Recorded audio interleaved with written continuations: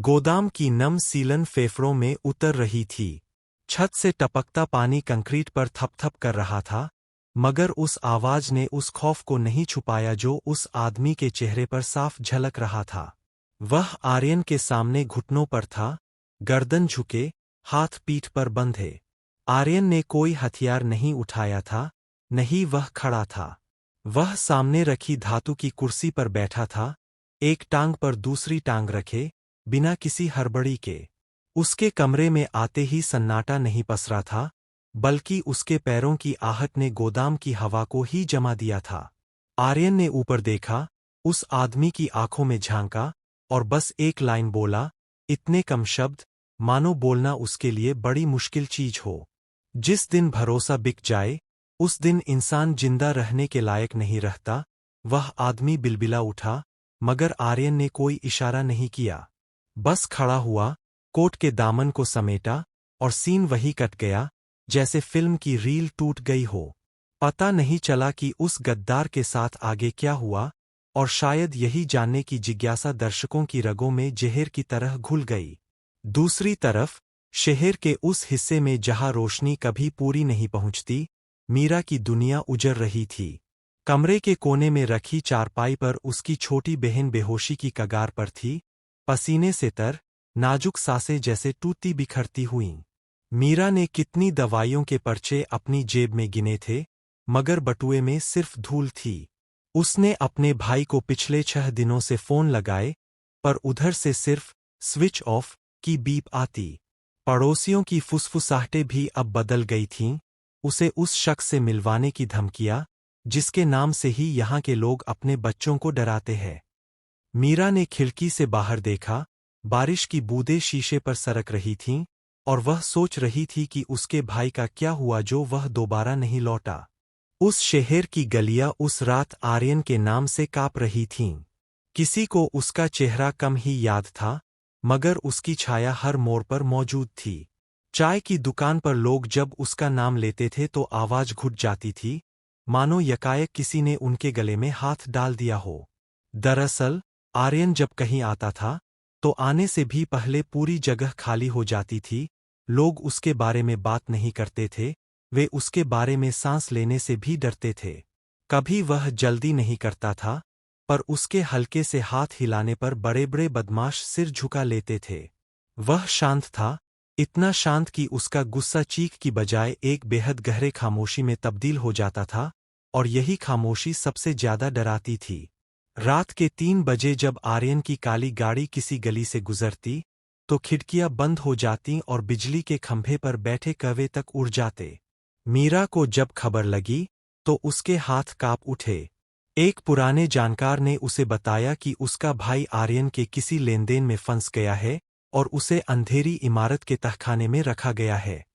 उसके लिए आर्यन एक दैत्य था, जिसके बारे में कहा जाता था कि वह लोगों को बस एक नज़र से मिटा सकता है। लेकिन बहन की जान बचानी थी, भाई के लौटने की आखिरी उम्मीद को पकड़ना था।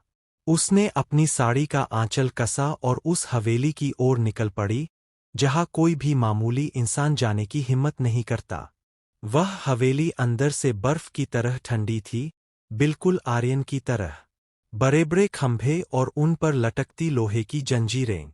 लाउंज के बीचों बीच सोने की कुर्सी पर आर्यन बैठा था। उसका चेहरा पत्थर का बना था, आंखों में कोई चमक नहीं, कोई उमंग नहीं। हाथ में एक छोटी किताब थी, जिसे वह पढ़ रहा था, मानो उसके सामने कोई बैठा ही न हो। मीरा ने कांपते हुए कदम बढ़ाए, मगर वह डरी नहीं। उसने अपने भाई का नाम लेकर आवाज लगाई। आर्यन ने ऊपर देखा। उसकी नजरें मीरा की आंखों से टकराईं, और फिर ऐसे नीचे झुक गई जैसे उसने कोई चीज देखी ही न हो, जैसे वह खुद एक कांच का टुकड़ा हो जो पारदर्शी है। मीरा को उस खामोशी से बहुत डर लग रहा था। उसके पैर तो जवाब दे रहे थे, मगर उसने अपने भाई के लिए वहां डटे रहने का फैसला किया। वह बोली, मेरा भाई कहाँ है? आर्यन ने एक पल उसे देखा, फिर किताब बंद करके मेज पर रखी। कोई गुस्सा नहीं, कोई धमकी नहीं, बस एक अजीब सी हल्की मुस्कान, जो उसके होठों पर इतनी दुर्लभ थी कि अगर सामने बैठे आदमी ने देखी होती, तो शायद दिल का दौरा पड़ जाता। मगर यह मुस्कान मीरा के लिए थी, और वह जितनी हल्की थी उतनी ही रहस्यमयी भी। मीरा को लगा कि शायद वह उसकी मदद करेगा या कम से कम उसे बात करने का मौका देगा, मगर आर्यन ने कोई जवाब नहीं दिया। उसने बस अपने कंधे पर हाथ रखा और खिड़की की तरफ देखा। तभी एक कर्मचारी ने आकर कान में कुछ फुसफुसाया। आर्यन ने सिर हिलाया और फिर मीरा की तरफ देखा। उसकी आंखों में कुछ ऐसी जानकारी चमकी जो उसे बिल्कुल नहीं होनी चाहिए थी। उसने मीरा की गर्दन पर एक छोटा सा तिल देखा और अचानक कहा, तुम्हारा बचपन का नाम गुड्डी था, है न?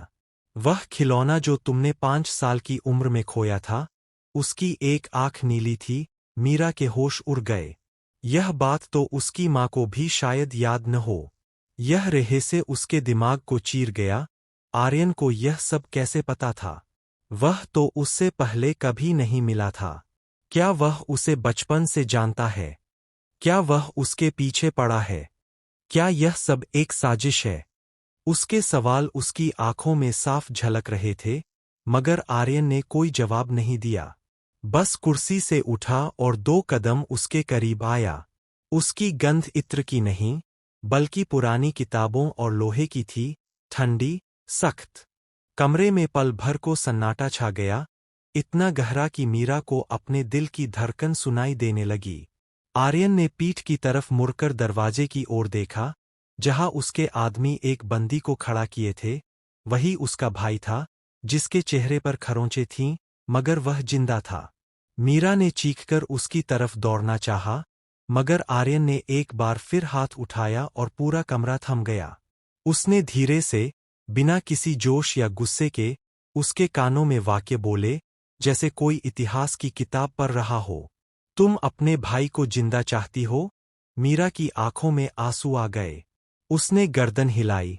हाँ, उसकी आवाज कांप रही थी, बिल्कुल उसकी बहन की सांसों की तरह। तभी आर्यन ने उसके बिल्कुल करीब आकर ऐसे शांत स्वर में कहा कि मानो वह कोई वादा नहीं, बल्कि जीवन का अटल नियम सुना रहा हो। तो आज से तुम्हारी जिंदगी मेरी होगी। उसके शब्द कमरे की दीवारों से टकराए और फिर मीरा के सीने में घुस गए।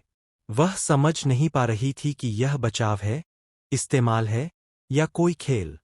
आर्यन ने बिना किसी भाव के पलटकर अंधेरे में कदम बढ़ा दिए। उसके जाते ही हवा में फिर से सन्नाटा छा गया और मीरा वहीं खड़ी रह गई, उस रहस्य के साथ जो अभी तक उसकी समझ से बाहर था। यह अध्याय वहीं खत्म होता है, एक बंद दरवाजे, एक बेहोश बहन, एक बचे भाई और एक ऐसे सवाल के साथ जो किसी को रात भर जगाए रखेगा। आर्यन आखिर चाहता क्या है? मीरा की आंखें आर्यन की पीठ पर टिकी थीं, जो खिड़की के सामने खड़ा बारिश की बूंदों को कांच पर टकराते देख रहा था।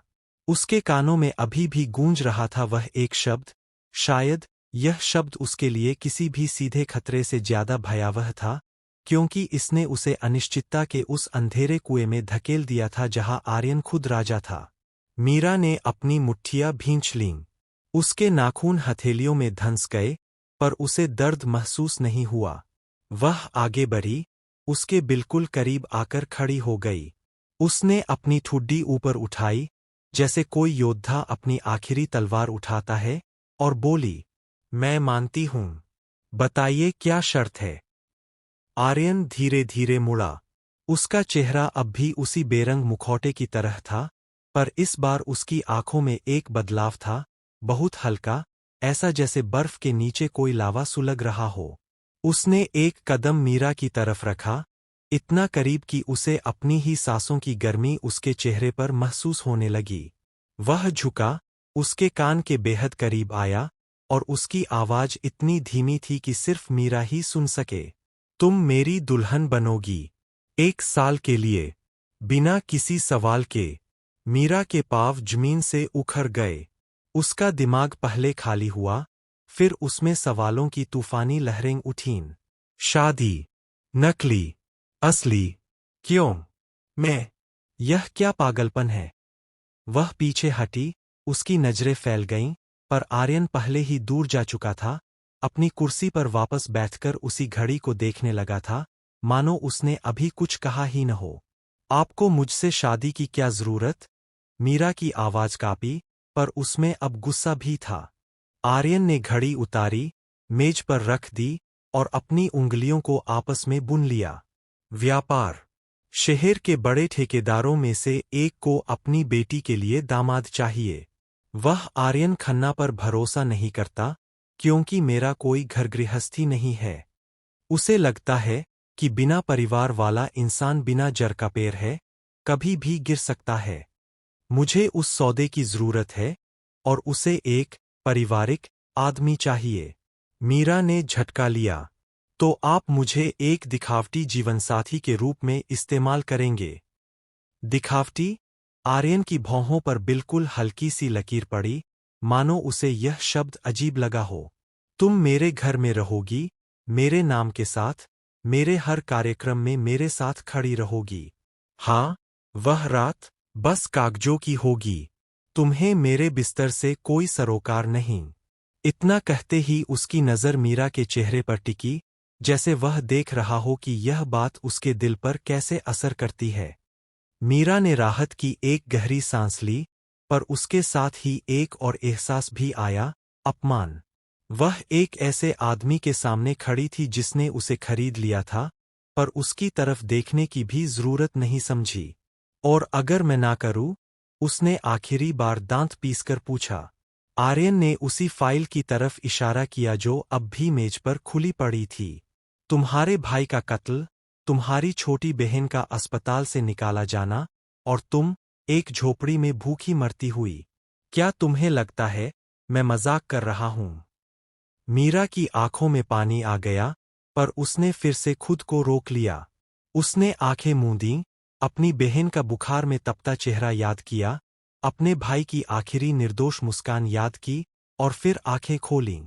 उसमें अब कोई हिचक नहीं थी।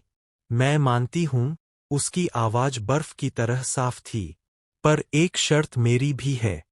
आर्यन ने अपना सिर थोड़ा झुकाया, उसकी रुचि जगी थी, बहुत हल्की, पर जगी थी। मेरी बहन का पूरा इलाज, और मेरे भाई को यह शहर छोड़ने का मौका। वह वापस कभी नहीं आएगा। आर्यन ने कुछ पल सोचा, मानो किसी कीमती चीज के दाम का आकलन कर रहा हो, फिर बोला, स्वीकार है। कल सुबह से तुम्हारी ट्रेनिंग शुरू होगी। कैसे बोलना है, कैसे चलना है, कैसे मेरे बगल में खड़ी रहनी है, सब सीखना होगा। और कोई गलती नहीं।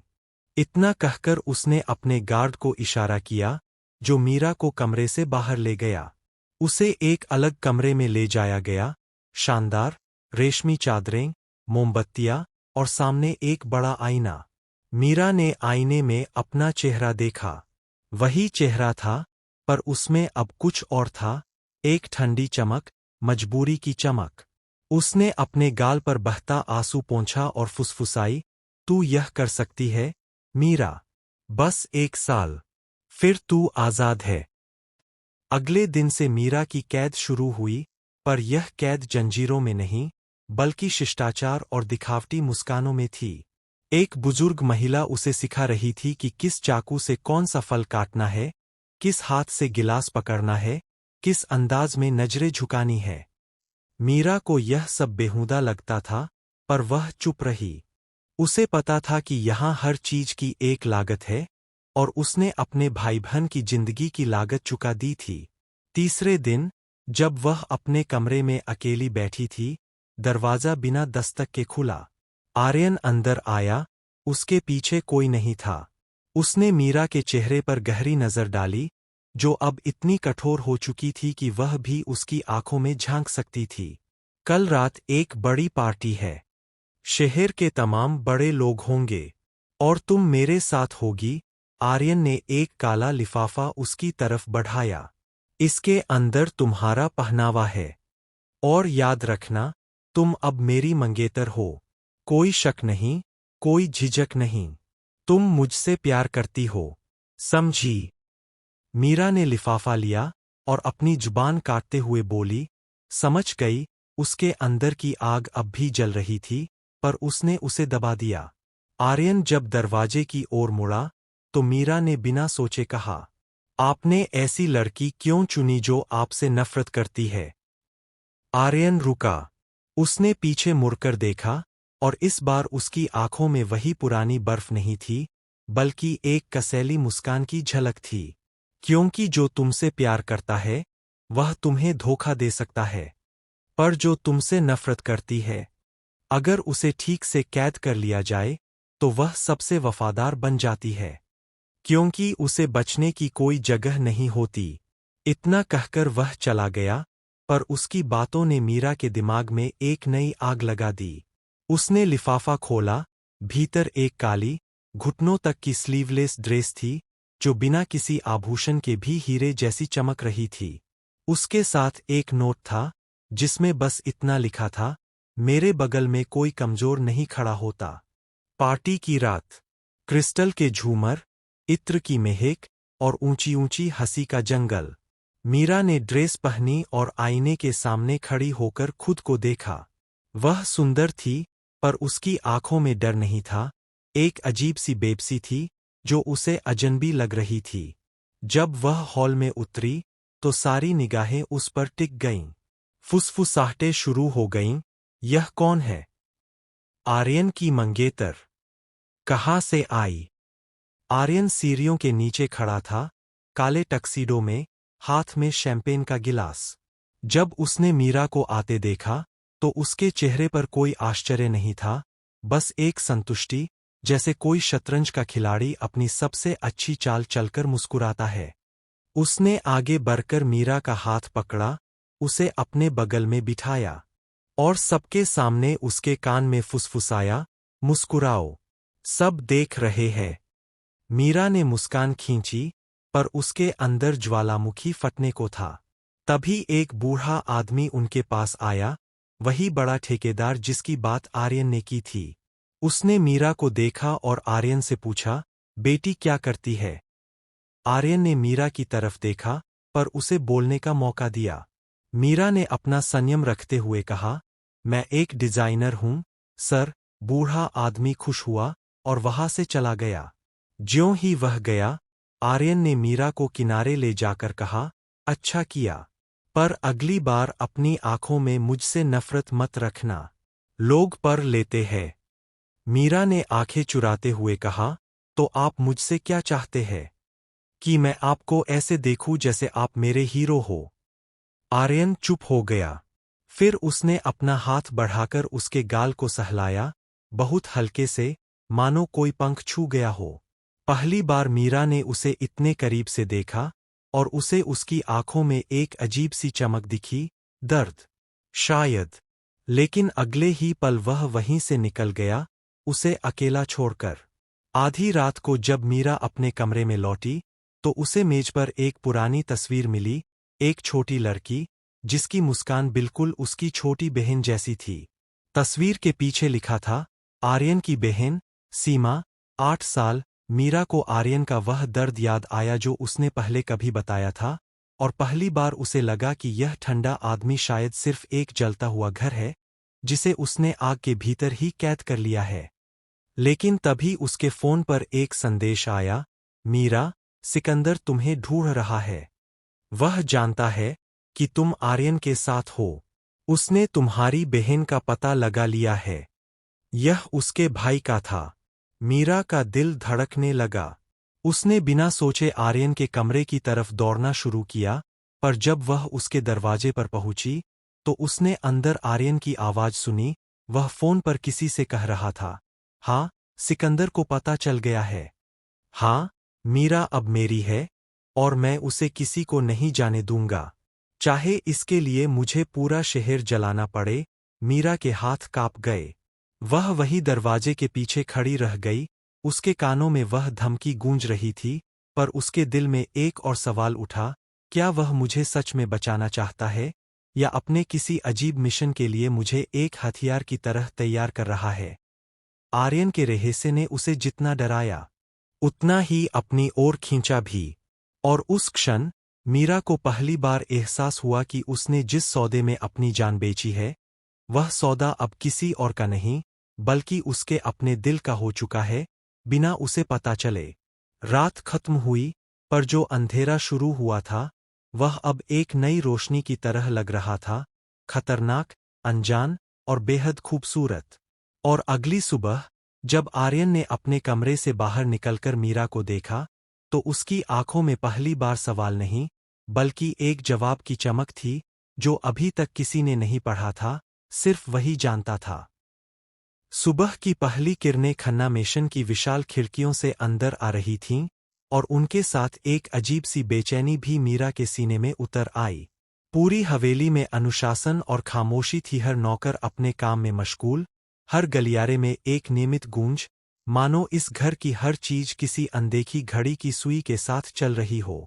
मीरा ने धीरे धीरे अपनी आंखें खोलीं और उस रेशमी चादर को महसूस किया जो उसके शरीर को ढके हुए थी। यह घर उसके लिए बिल्कुल नया था, पर हर चीज आलीशान होने के बावजूद उसे अपनी ही सांसों में जंजीरों की झनकार सुनाई देती थी। उसका दिल अब भी उसी डर से धड़क रहा था जो डर उसने कल रात आर्यन की बातें सुनकर महसूस किया था। वह नीचे उतरी तो उसकी नज़र पहले उस विशाल हॉल पर पड़ी जहां पूरा परिवार नाश्ते के लिए इकट्ठा था। एक कोने में बैठी थीं सावित्री खन्ना, एक गरिमामयी महिला, जिनकी उंगलियों में चांदी का कोई पुराना कड़ा था और चेहरे पर वह गहराई थी जो किसी मुखिया को कई पीढ़ियों की बागडोर संभालने के बाद आती है। उनके बगल में बैठे थे राघव खन्ना, परिवार के बड़े और सम्मानित सदस्य। उनके कंधे थोड़े झुके हुए थे, पर आंखों में इतनी तीव्रता थी कि उनकी खामोशी भी शोर मचा देती थी। मीरा को देखकर सावित्री ने बस एक नज़र डालीं तो मुस्कुराईं, न कुछ कहा, बस उसे तौलते हुए अपने कप में चाय के घूंट लेती रहीं।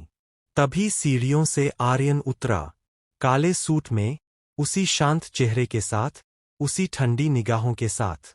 जैसे ही उसने हॉल में कदम रखा, पूरे कमरे में एकदम सन्नाटा छा गया, मानो हवा ने भी सांस रोक ली हो।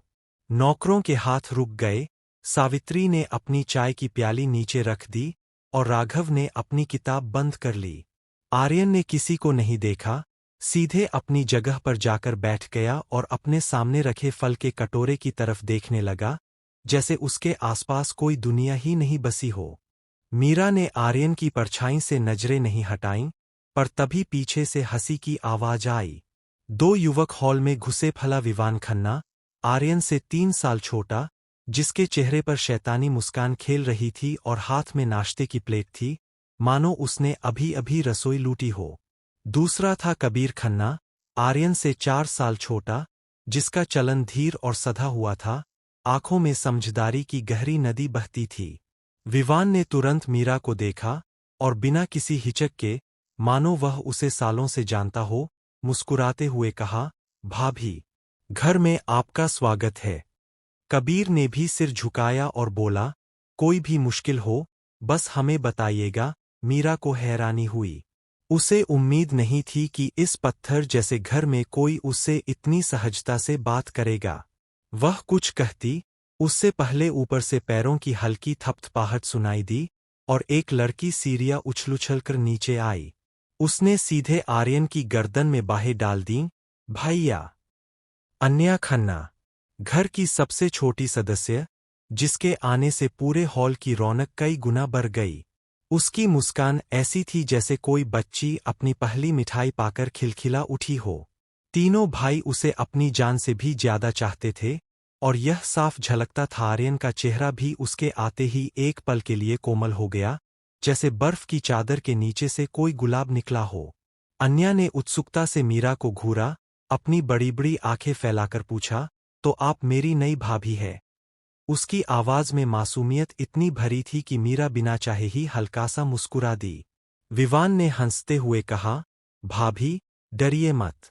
इस घर में अगर किसी से बचना है, तो सिर्फ बड़े भैया से। कबीर ने तुरंत उसे टोका, ज्यादा मत बोलो, पर उसकी आंखों में खुद भी मुस्कान दौड़ गई थी। पहली बार मीरा के चेहरे पर उस अनजान घर में एक सच्ची मुस्कान आई। आर्यन ने यह देखा, उसने देखा कि कैसे विवान की बात ने मीरा की आंखों को थोड़ी देर के लिए हल्का कर दिया, पर उसके चेहरे पर कोई भाव नहीं आया, बल्कि उसने ठंडे स्वर में कहा, नाश्ता खत्म करो, हमें काम पर निकलना है। और वह बिना किसी की तरफ देखे वहां से उठकर बाहर चला गया। उसके कदमों की आहट गलियारों में जाकर बुझ गई।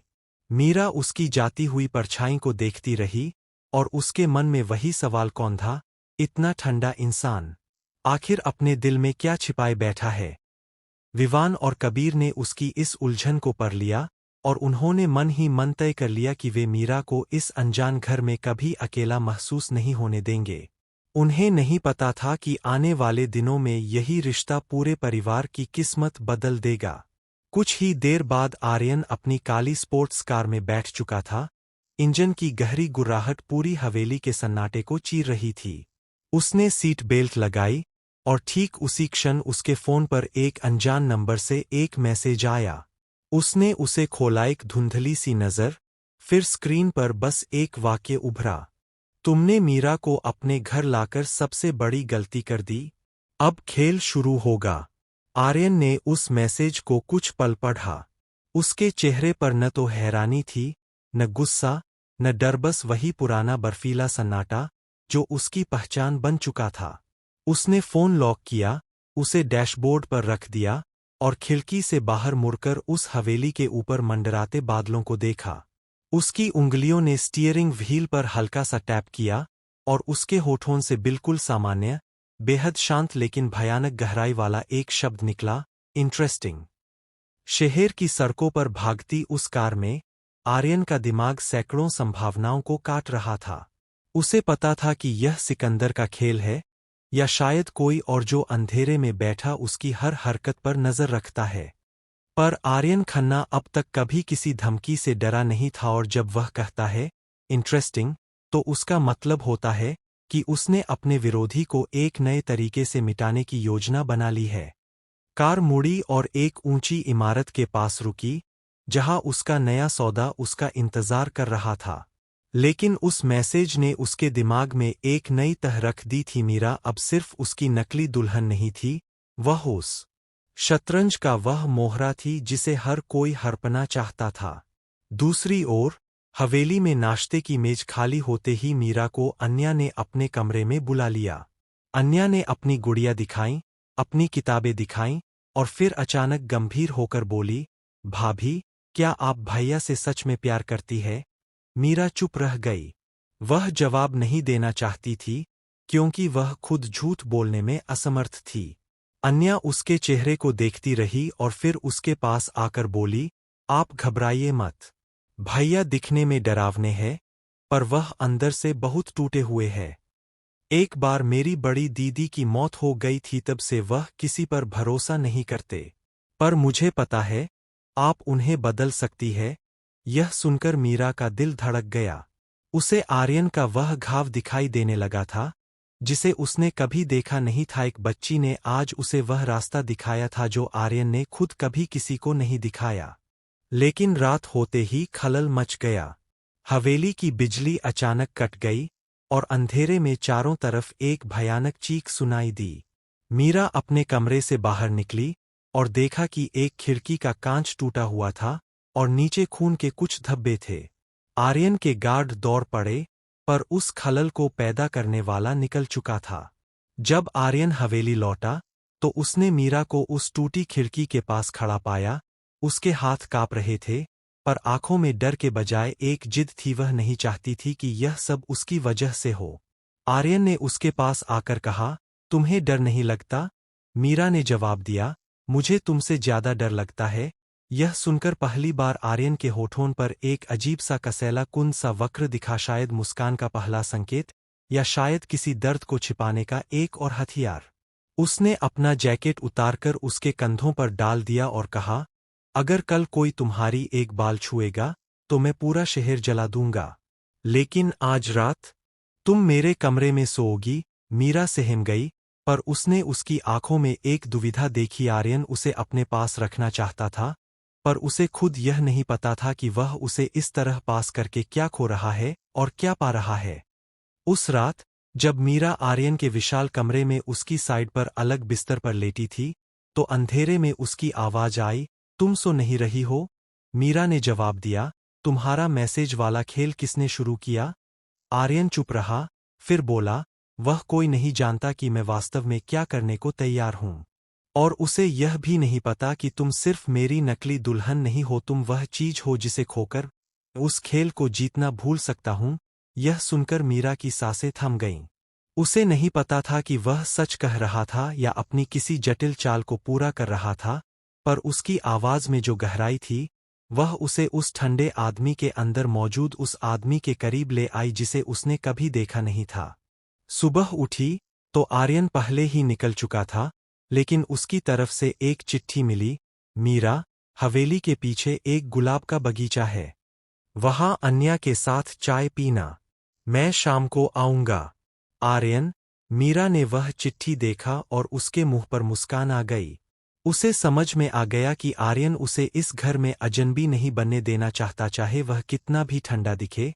वह चाहता है कि वह घर में रहे, बहे और शायद एक दिन उसकी बर्फ को अपनी गर्मी से पिघला दे। लेकिन उस रोशनी के पीछे, शहर के दूसरे छोर पर, सिकंदर बैठा मुस्कुरा रहा था। उसके हाथ में आर्यन के मैसेज की कॉपी थी। उसने अपने एक आदमी से कहा, यह सिर्फ शुरुआत है।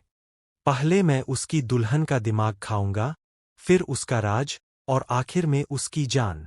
उसने मुझसे लड़ना चुना, तो अब वह देखेगा कि लड़ाई में किसी की दुल्हन सबसे बड़ा हथियार होती है या सबसे बड़ी कमजोरी। उसकी योजना अब धीरे धीरे अंकुरित हो रही थी और उसका पहला कदम था मीरा के भाई को फिर से पकड़ना, ताकि उससे मीरा के हर कदम की जानकारी मिलती रहे। इस बीच आर्यन उस नए खतरे से अनजान तो नहीं था, पर उसने मीरा को इसकी भनक तक नहीं लगने दी, क्योंकि उसे पता था कि अगर उसके उस नन्हे से दिल में थोड़ी सी भी दरार पड़ी, तो वह उस खेल को हमेशा के लिए हार जाएगा जो उसने खुद शुरू किया था। कार का इंजन ठंडा पड़ते ही आर्यन ने अपना फोन सीट पर रख दिया। उसके चेहरे पर वही ठंडी बेरुखी थी, पर उसकी उंगलियां जो स्टीयरिंग पर एक सेकंड के लिए रुकी थीं, वह शायद उसके दिल की एकमात्र दस्तक थी जो वह खुद भी स्वीकार नहीं करना चाहता था। ड्राइवर ने पीछे मुड़कर पूछा, सर, कहाँ चलें? आर्यन ने बिना सोचे कहा, वापस घर। ड्राइवर ने हैरानी से देखा, पहली बार आर्यन खन्ना ने अपना शेड्यूल बदला था, और वह भी बिना किसी ठोस कारण के। पर उसने कुछ नहीं पूछा। उसे पता था कि सवाल उस घर में अमीरों का ही नहीं, बल्कि जिंदा रहने वालों का सौदा है। हवेली के हॉल में मीरा अब भी उसी सोफे पर बैठी थी, जहां आर्यन ने उसे छोड़ा था। विवान और कबीर उसके इर्द-गिर्द घूम रहे थे, जैसे किसी नई किताब के पहले अध्याय को सहेजकर रखा जाए। अन्या उसके बगल में बैठी थी, और उसकी बातों में इतनी मासूमियत थी कि मीरा की थकी हुई आत्मा को कुछ पल के लिए राहत मिली। भाभी, आपको बड़े भैया से डर लगता है न? अन्या ने मीरा की हथेली पकड़ते हुए पूछा। मीरा ने कुछ नहीं कहा, पर उसकी चुप्पी ही जवाब थी।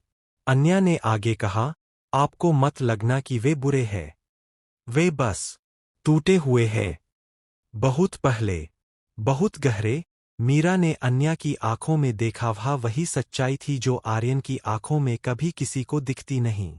विवान ने माहौल हल्का करने के लिए कहा, अरे भाभी, हमें तो आपने डरा दिया।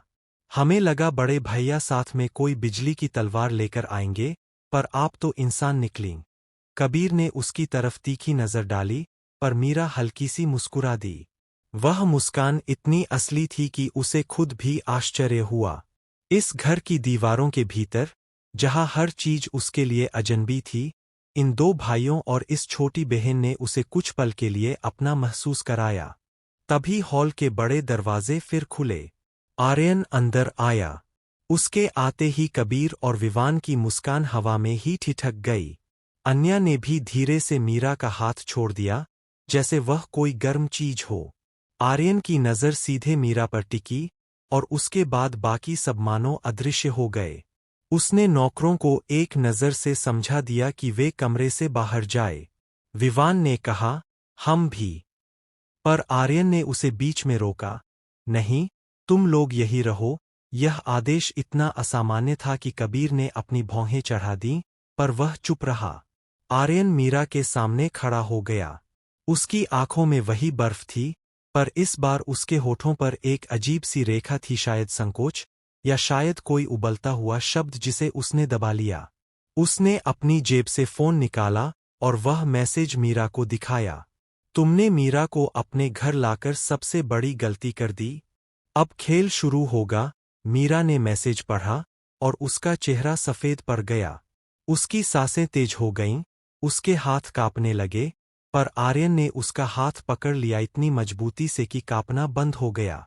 उसने कहा, डरने की कोई जरूरत नहीं। वह सिकंदर है, पुराना दुश्मन।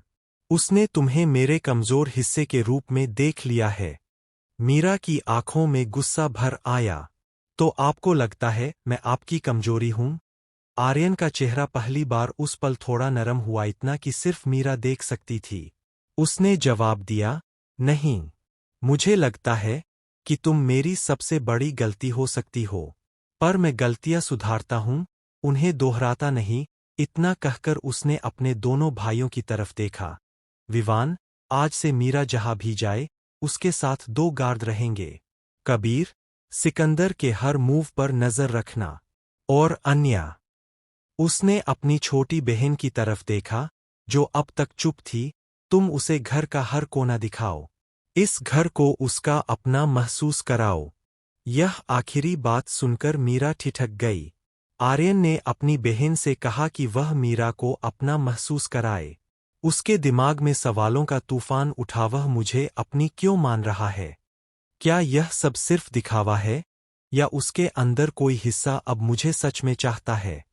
पर आर्यन वहां से मुड़ चुका था, अपने स्टडी रूम की ओर बढ़ रहा था, बिना पीछे देखे। रात गहराई। जब पूरा घर सो रहा था, मीरा अपने कमरे में बैठी सोच रही थी। आर्यन के परिवार ने उसे जो गर्मजोशी दी, उसने उसके अंदर की बर्फ को थोड़ा पिघलाया था, पर फिर भी वह आर्यन को नहीं समझ पा रही थी। उसने अन्या से पूछा था कि सीमा कौन थी, और अन्या ने जवाब दिया था, वह हमारी दूसरी बहन थी। बड़े भैया उसे सबसे ज्यादा प्यार करते थे। पर वह चली गई। उसके जाने के बाद बड़े भैया बदल गए। मीरा को अब वह पहेली समझ आ रही थी। आर्यन की बहन मरी थी, सिकंदर के हाथों, और आर्यन जो कर रहा है, वह उसी की आग है। लेकिन क्या वह सिर्फ आग है, या उसमें कुछ और भी जल रहा है? मीरा उठी और बिना सोचे आर्यन के स्टडी रूम की तरफ बढ़ गई। दरवाजा अध खुला था। अंदर आर्यन अकेला बैठा था। टेबल पर एक पुरानी तस्वीर रखी थी, शायद सीमा की। उसकी आंखें नम थीं। हाँ, वह रो रहा था। पहली बार मीरा ने उसे कमजोर देखा।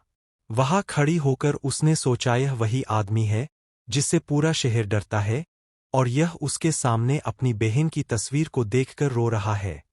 उसने धीरे से दरवाजा खटखटाया। आर्यन ने पलक झपकाई, और अगले ही पल उसने अपना चेहरा पत्थर बना लिया।